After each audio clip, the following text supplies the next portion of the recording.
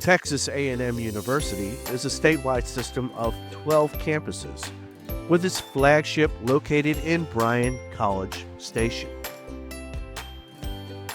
That's about 1 hour northwest of Houston.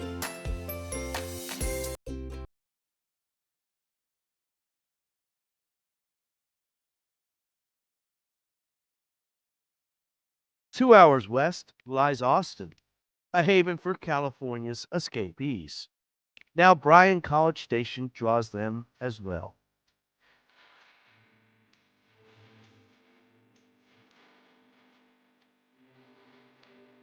Over 153,000 students attend Texas A&M across its 12 campuses statewide.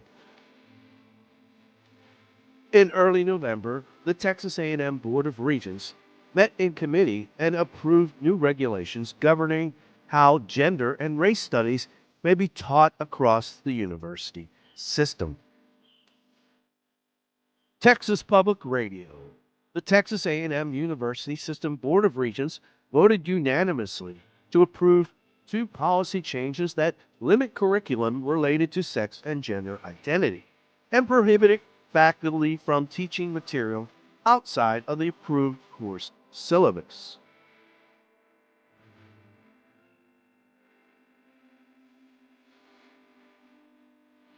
Continuing, before the final vote, the board updated the policy revision, changing it from teach race or gender ideology to advocate race or gender ideology. From the College Fix, geography professor Andrew Klein took issue with the vagueness of the language, saying, quote, faculty are now assuming that all instructions in the topic of concern will be prohibited. Will subjects like medicine, public health, and law be disallowed? End quote, he said. Continuing. Similarly, philosophy professor Martin Peterson said that in order to seek the truth, educators, quote, sometimes have to explore ideas that touch on controversial issues, end quote.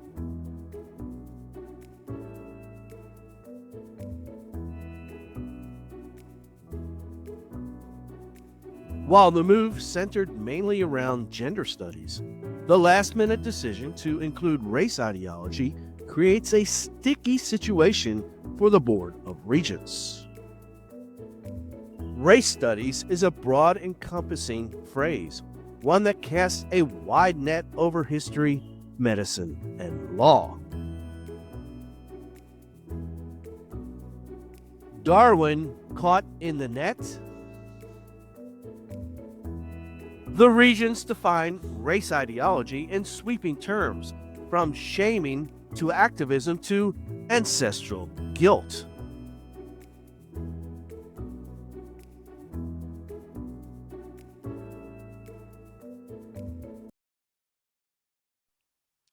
From Inside Higher Ed, November 13th. Race ideology is defined as a concept that attempts to shame a particular race, accuse them of being oppressors in a racial hierarchy, or ascribe to them less value as contributors to society and public discourse because of their race or ethnicity. It is the phrase less value as contributors to society that could prove most complicated, adversely affecting classroom discussions of racial differences.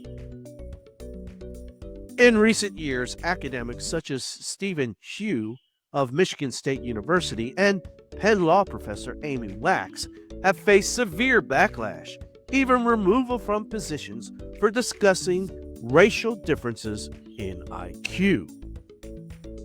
The new regulations could mean that contemporary works examining racial differences, such as Charles Murray's The Bell Curve, could fall under the Regents' definition. Charles Murray's The Bell Curve was controversial because it argued that intelligence is largely heritable, strongly influences social outcomes, and suggested racial differences in average IQ scores. Many of the great thinkers of anthropology and evolutionary science could also be ensnared by the new regulations.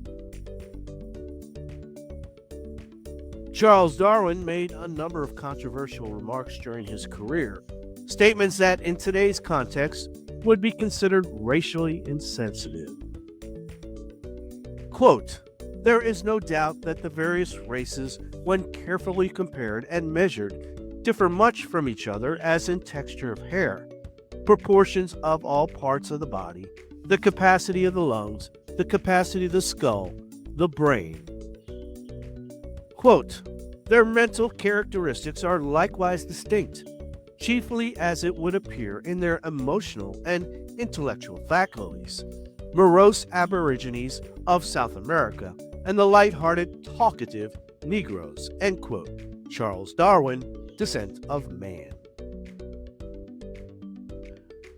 Would Darwin's works now be banned from the Texas A&M curriculum?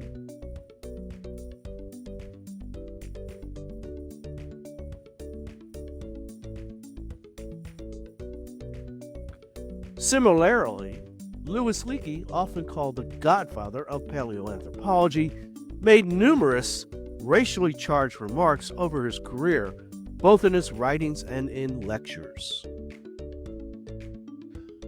Louis Leakey, quote, "There are major differences, both mental and psychological, which separate the different races of mankind." Continuing, quote, "Indeed, I would suggest that however great may be the physical differences between races as the European and the Negro." Continuing, quote, "The mental and psychological differences are greater still." End quote. Louis Leakey, Progress and Evolution of Man, 1961. Biology.